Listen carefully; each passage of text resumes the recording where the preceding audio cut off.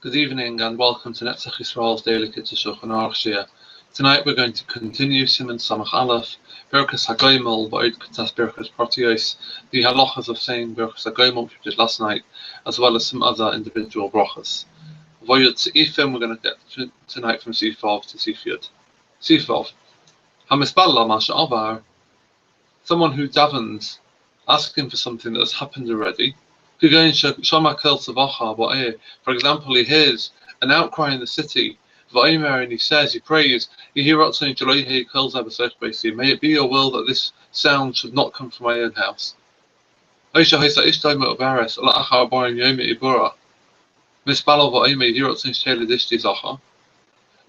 his wife is pregnant, and after 40 days of her pregnancy, he davens, and he says the following: may it be your will that my wife should have a male, should have a boy. Such prayers are what's called a tefillah shav, a tefillah of waste. It's a wasteful prayer, because what was. It's too late. But within 40 days of the first 40 days of a lady's pregnancy, the tefillah, the prayer does work, and one can pray specifically for a boy or for a girl. And after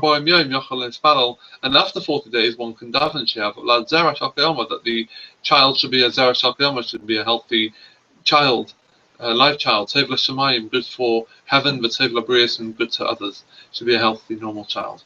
Someone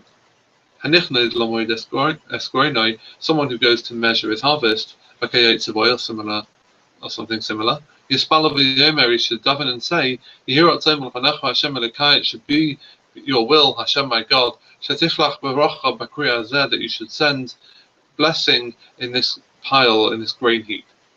Once he's already started to measure how much is in there, he should say, blessed is the one who sends bracha in this pile. And he should do so without saying Hashem's name, without saying Hashem Elokeinu Melech Haolam. If he measured and then he davened, it's too late, it's a wasteful prayer. Because bracha cannot be found except for things that are hidden from the eye. That means, in the same way that we say bli ayin hara, we talk about when things are hidden, there's a concept of bracha, and there's no ayin hara sort of shaylat on it. Zifches. Misha nasa b'nei bar mitzvah, when one's son turns bar mitzvah, turns 13, when he receives, when the bar mitzvah boy gets called up for the first time for his aliyah, after he's had his aliyah and he said the bracha after his aliyah, the father says the following bracha: blessed you, Hashem, King of the universe, who has exempted me from the punishment of this one. Now, this bracha is only mentioned in the Medrash and not the Gemara, and so therefore there's an interesting machlokes.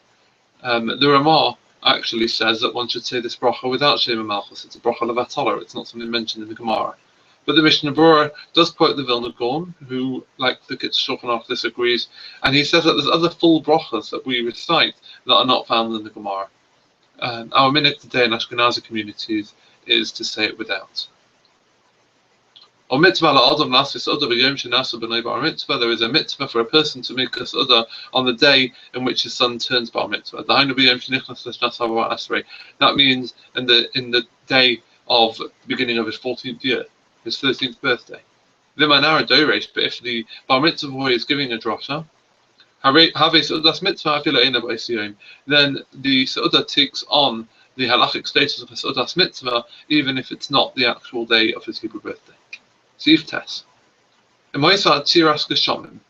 was a drought, even in our countries in Europe where it rains regularly and it doesn't stop so much. If it occurred that it stopped to the extent that the world was in distress, then when it does start raining, if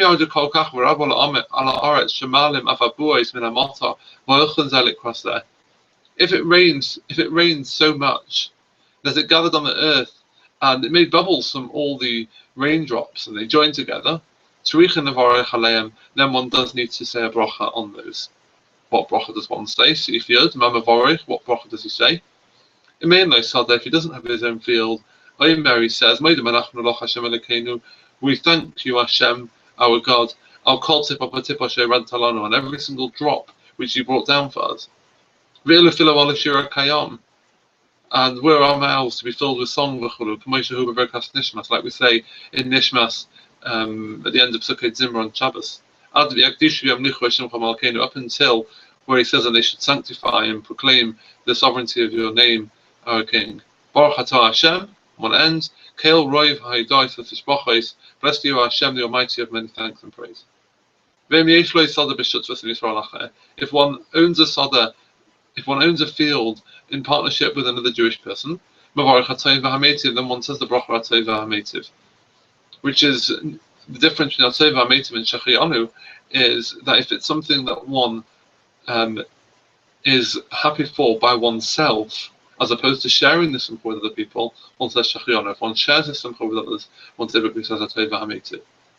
If one owns it alone, he doesn't have a partner in the field, even though one has a wife and children, he says Shechianu.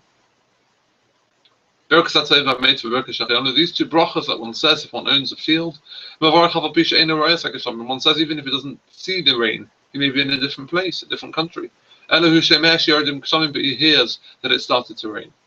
However, the bracha that we said at the beginning of we thank you, one only says if he sees the rain, and that's irrelevant whether he owns the field or not. Good evening.